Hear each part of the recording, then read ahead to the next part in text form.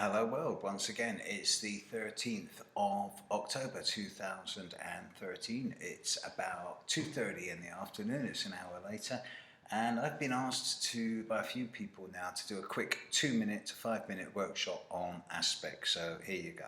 I'm going to do a little bit of hand signals here. Right, so let's get the basics out of the way.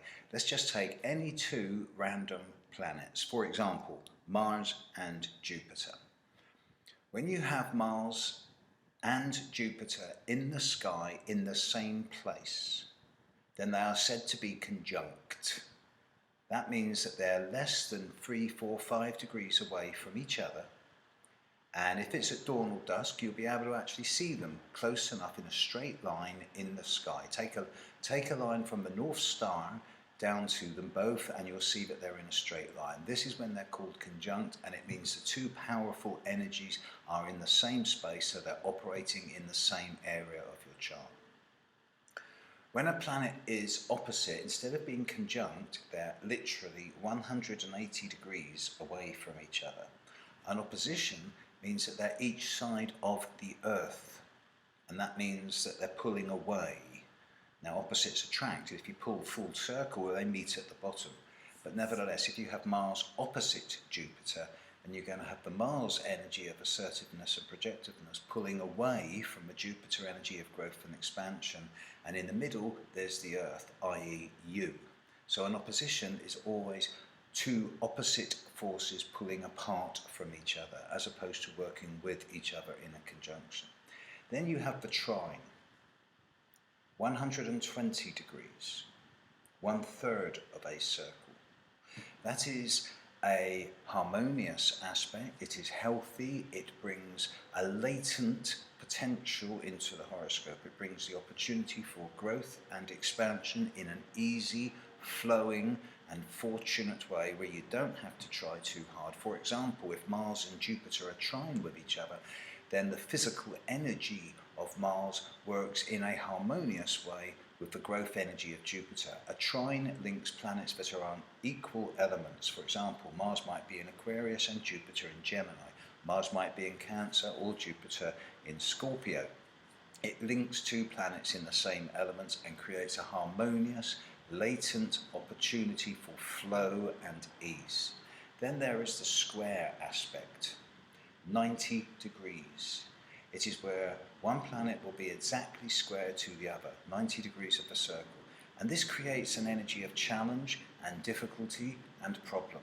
But it also creates the energy to overcome those problems and turn them into gifts. The more squares there are in your chart, the harder life is when younger, but as you get older, the more you work at it and you overcome these challenges and turn them into real powerful systems of operation.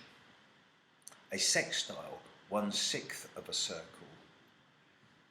That is like that. 1/6 of a circle, 60 degrees. This is called the aspect of opportunity.